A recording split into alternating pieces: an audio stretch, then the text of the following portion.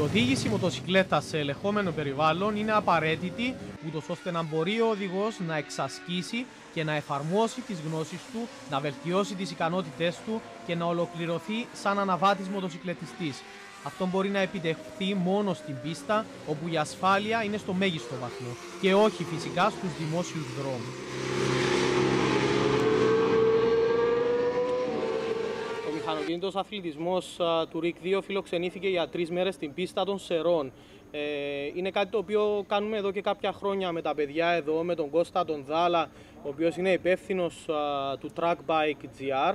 Και σήμερα έχουμε τη μεγάλη τιμή να είναι μαζί μας ο Γιάννης Μπούστας, ο πολυπρωταθλητής, ο Έλληνας που όλοι αγαπάμε. 15 πανελλήνια πρωταθλήματα δεν είναι λίγα, Γιάννη, και είναι τιμή μας γιατί ήσουν κάτω μαζί μας και μας βοηθούσες συνεχώς. Ξεκινήσαμε πολύ ήσυχα το πρωτάθλημα και μετά από 3 αγώνες καταλάβαμε ότι έχουμε κάνει κάποια λάθη και πάμε αρκετά αργά και θα πρέπει να βελτιωθούμε.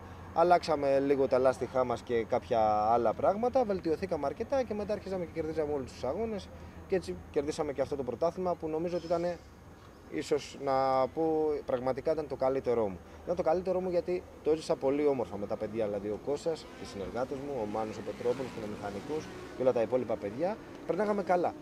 Νομίζω ότι βελτιώθηκα, έδειξα αρκετά καλά πράγματα και στο στυλ μου. Διαμόρφωσα και ένα ωραίο στυλ, το οποίο σε αυτό το τομέα δεν ήμουνα και πολύ καλός αρκετά χρόνια. Οδηγούσα γρήγορα, αλλά δεν είχα κάποιο έτσι όμορφο στυλ. Διαμορφώθηκε και νομίζω ότι πραγματικά τέτοιες εκδηλώσεις αξίζουν τον κόπο και να βοηθήσουμε εμείς παραπάνω. Εγώ εδώ πέρα ήμουν εργάτης, δεν ήμουνα ο Γιάννης Ομπούσας, ήμουνα για εσάς και έκανα ό,τι ήταν να κάνω για να τραβήξουμε το βίντεο και να δώσουμε και κάποια πράγματα αφού θα φύγει ο κόσμος να τα ευχαριστήσει στο σπίτι. Πραγματικά, επίσης θα δούμε ότι ο Γιάννης οδήγησε την μοτοσυκλέτα που πήρε το πρωτάθλημα με on-board κάμερα επάνω και μας τράβηξε και βίντεο και στα 2 race bike που κάναμε, φιλικό αγώνα δεν θα το πούμε αγώνα. Ο Κώστας είπε σε όλο τον κόσμο ότι πάμε να περάσουμε καλά. Ισχύουν όλοι οι κανόνες χωρίς προσπεράσματα επικίνδυνα κτλ. Και όλα αυτά που κάνουν δύσκολη την μετέπειτα μετά το τέρμα της κούρσας για τους αναβάτες, με ατυχήματα κτλ. Είχαμε κάποιες πτώσεις, διεκόπηκε ο δικός μας ο αγώνας, αλλά πέραν τούτου όλος ο κόσμος ο οποίος είχα μιλήσει μαζί του ήταν με ένα χαμόγελο στο γραφιστό και αυτό μου έκανε εντύπωση. Είναι μεγάλη μας τιμή που εσύ μας φέρνεις όλη αυτή τη γνώση που έχεις κάτω και μας τη μεταδίδεις μαζί με τους υπόλοιπους φυσικά τόσο απλόχερα. Νομίζω ότι για μένα είναι η ευχαρίστηση. Εγώ έχω φτάσει στο σημείο να μην μπορώ να πάρω προσωπική ευχαρίστηση από τα πρωταθλήματα και όλα τα υπόλοιπα μέσα στην Ελλάδα και νομίζω ότι ήταν ένας τρόπος τον οποίο τον βρήκε ο Κώστας μέσω των παιδιών και μέσω όλου του κόσμου αυτού να παίρνω και εγώ την προσωπική μου ευχαρίστηση, δηλαδή αυτό που δίνω σε σένα και το βλέπω ότι λειτουργεί, να γυρίζει πίσω σε μένα σαν ευχαρίστηση και να είμαι πολύ χαρούμενος. Νομίζω ότι το κύριο γεγονός είχε να κάνει με τη διασκέδαση, να περάσει καλά. Ουσιαστικά αυτό ήταν. Και να πάμε πίσω στις οικογένειές μας. Και να πούμε κιόλας ότι το Track Bike είναι η μοναδική διοργάνωση Track Day η οποία κάνει ερασιτεχνικό αγώνα. Έτσι. Είναι κάτι πάρα πολύ δύσκολο, κάτι πολύ λεπτό γιατί πρέπει να είσαι προσεκτικός, να μην συμβεί κάτι, μιλάς με ερασιτέχνες, μιλάς με ανθρώπους που είναι πραγματικά χομπίστες και πρέπει σε όλους αυτούς να τους περάσει τη λογική ότι εδώ διασκεδάζουμε. Έχουμε και για 3 μέρες συνεχώς τα ασθενοφόρα εδώ. Βέβαια. Έχουμε κόσμο ο οποίος είναι η δουλειά του να παρέχει τις πρώτες βοήθειες. Δεν μπορείς καν να μπει στην πίστα. Αυτό πρέπει να ξεκαθαριστεί χωρίς να υπάρχει το ασθενοφόρο και η πρώτη βοήθεια, οι κριτές να δώσουν το σήμα, την κίτρινη, την κόκκινη, τη μαύρη σημαία όποτε χρειαστεί. Θέλω όλος ο κόσμος να είναι όσο πιο καλά προετοιμασμένος να αντιμετωπίσει ένα δύσκολο περιστατικό.